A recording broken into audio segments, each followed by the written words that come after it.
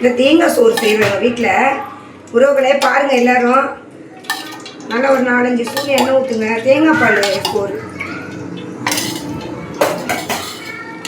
இது. இன்றைக்கி வந்து இந்த ரம்பா இலை போடுறோம். எங்கள் அண்ணன் மகன் வீட்டில் இருக்குது. போயிருந்தேன், எங்கள் அண்ணன் மகன் வீட்டில் போய் பறிச்சிட்டு வந்தேன்.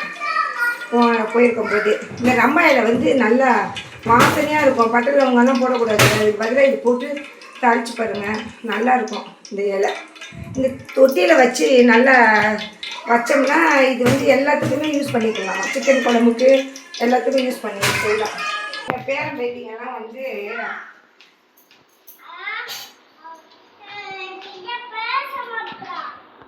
இந்த முந்திரி போட்டுக்கோங்க. இது எங்கள் ஊர் ஸ்டைல் தேங்காய் சோறு. தக்காளி பழம் 2, வெங்காயம் ஒரு 4-5, பச்சை மிளகா வந்து ஒரு 1.5 கிலோ 2 கிலோ அரிசி தக்கனை போடுறது. இப்போ பார்த்துக்கோங்க, ஒரு 5 மிளகா. முந்திரி நல்லா பொரிஞ்சு வந்தோடனே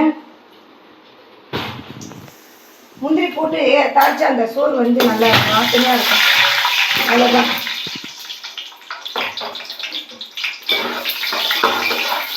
இந்த முந்திரி நல்லா இருக்கு பாருங்க. இப்போ வெங்காயத்தை போடுங்க. இந்த பிரிஞ்சி இந்த சோத்து இலை போடுறோம் பாருங்கள், நல்லா வாசனையாக இருக்கும் சோத்து இலை.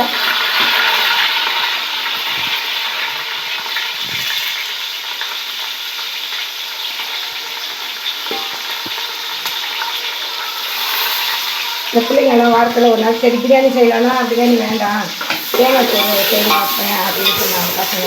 சரி அதனால் தேங்காய் சோறு ஆக்கிடுவோம் அப்படின்ட்டு. இந்த ரம்பா இலை வந்து எல்லா ஊர்லேயும் கிடைக்கும். ஆனால் இங்கே நம்ம சென்னையில் கிடைக்கிது. நல்லா எடுத்து யூஸ் பண்ணிக்கலாம். நீங்கள் அந்த பட்டை லவங்கம் இதெல்லாம் போடுறதுக்கு பதிலாக இந்த ரம்பா இலை ஒண்டி போட்டு செஞ்சு பாருங்கள். முந்திரி பருப்பு கொஞ்சம் போடுங்க. இந்த தேங்காய் சோத்துக்கு நல்லாயிருக்கும். அப்படியே அது நல்லா வேக வேக நல்லா சோறு நல்லாயிருக்கும், மணமாக இருக்கும். நம்ம தேவைக்கு எவ்வளோ வேணாலும் போட்டுக்கலாம் முந்திரி, அவ்வளோதான். வதங்கட்டும்.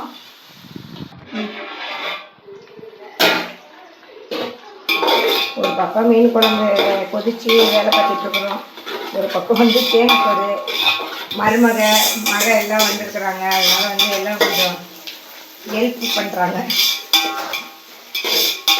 இது நல்லா எப்படி ஒரு மனமாக இருக்குது பாருங்கள். அங்கே நல்லா பறிச்சுட்டு வந்து இந்த ஃப்ரிட்ஜில் இந்த டப்பாவில் வச்சுருங்க.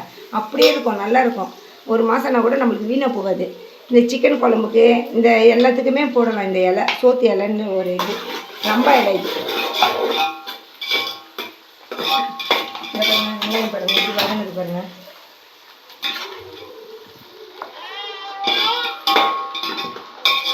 தக்காளி 2 பழம் போடுறேன்.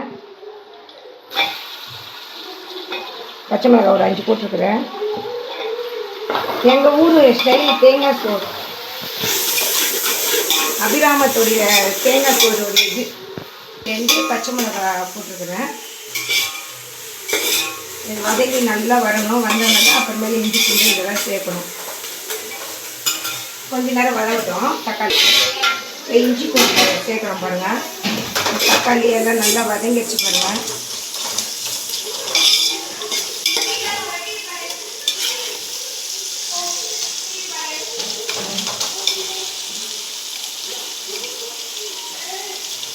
ஒரு 3 கரண்டி சேர்த்துருக்குறேன் இஞ்சி பூண்டு. இந்த மஞ்சத்தூள் போட்டு ஆகினா தான் எங்களுக்கு வந்து தேங்காய் சோறு மாதிரி இருக்கும். அந்த சோத்துடைய ஸ்டைலே வந்து அந்த மஞ்சத்தூள் தான் எங்களுக்கு.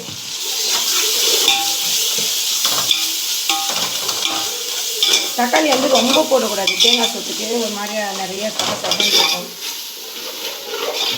இது வந்து ஒரு 2 கிலோ அரிசி எவ்வளோ அரிசிக்கு போடணுமோ அது தக்காளி போட்டுக்கணும்.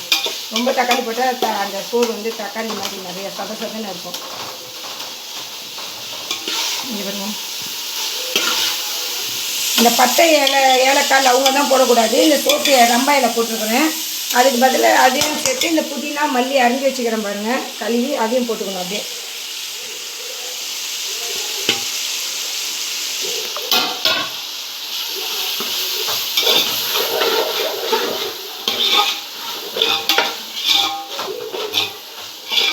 இதை பார்க்கும்போதே இன்னும் அழகாக இருக்குது பாருங்கள்.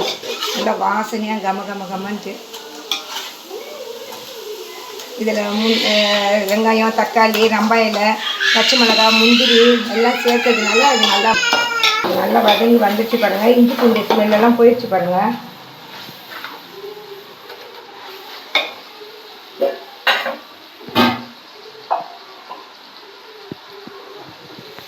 உப்பு சேர்த்துக்கோங்க.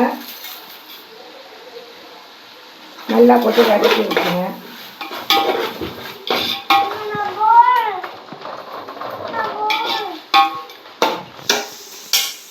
இதில் வந்து ஒரு சட்டி அரிசி எடுத்து வச்சுருந்தோம். அதனால் வந்து இதில் வந்து 2 சட்டி பால் ஊற்றணும், தேங்காய் பால் ஊற்றணும்.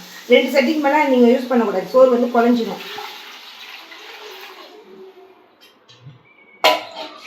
ஏன்னா வந்து அதெல்லாம் வந்து சாப்பாடு வந்து கரெக்டாக டம் போடும்போது உங்களுக்கு கரெக்டாக இருக்கும். புழுங்கலரிசி இது, புழுங்கலரிசி பொன்னி இது. அதனால் வந்து 2 சட்டி வச்சுட்டோம்.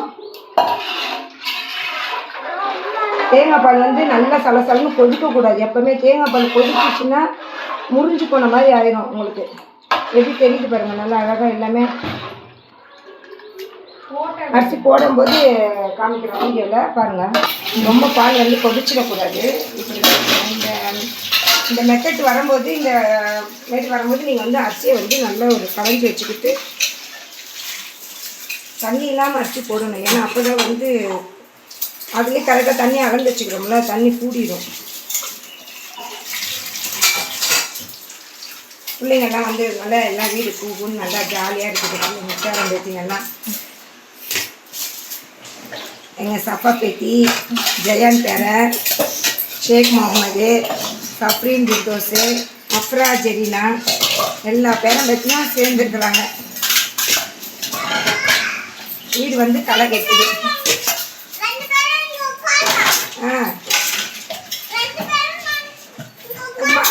விளையாடுங்க.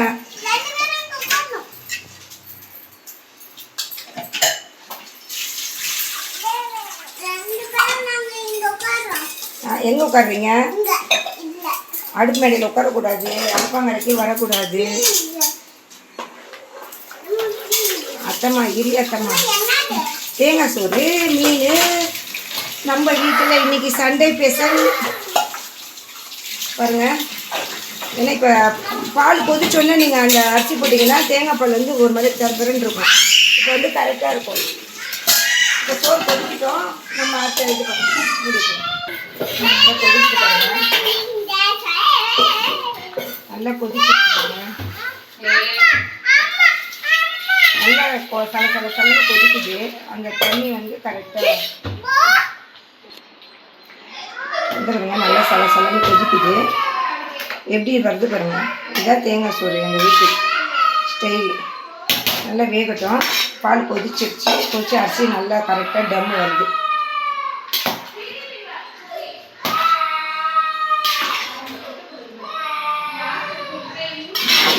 பிள்ளைங்கள்லாம் அப்படி தான் எல்லாம் பசங்க சின்ன பிள்ளைங்க எல்லாம் எங்கள் பேரனை போட்டு அரைச்சிட்டா அழுதுகிட்டு இருக்கிறாங்க பிள்ளைங்கள்லாம். கொஞ்ச நேரம் ஆகட்டும், சிம்மிலே வேகணும். ரொம்ப வெந்துச்சுன்னா தண்ணி சேர்த்து வத்திடும் பால். நல்லா சிம்மிலே வேகட்டும். சாப்பாடு தேங்காய் சோறு.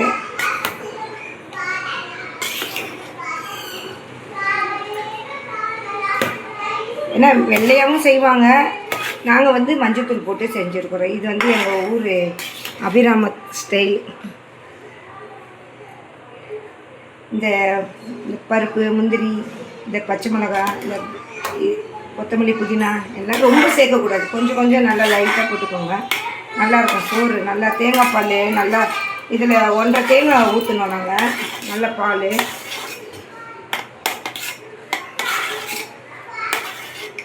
அப்படியே அமைக்கி நல்லா வச்சு இன்னும் தம்முக்கா அந்த சட்டியில் வச்சிட்டிங்கன்னா நல்லா சோறு நல்லா சூப்பராக இருக்கும்.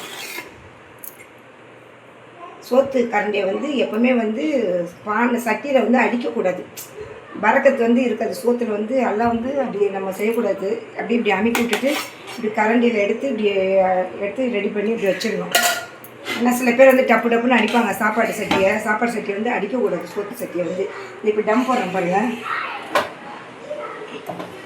டம் ஆகட்டும். அப்புறம் எடுத்து இது பண்ணு. சாப்பாடு வந்து ரெடி ஆயிடுச்சு. லைக் பண்ணுங்கள், ஷேர் பண்ணுங்கள், கமெண்ட் பண்ணுங்கள், சப்போர்ட் பண்ணுங்கள். எல்லா உறவுகளும் இந்தமாரி ஆக்கி சாப்பிடுங்க.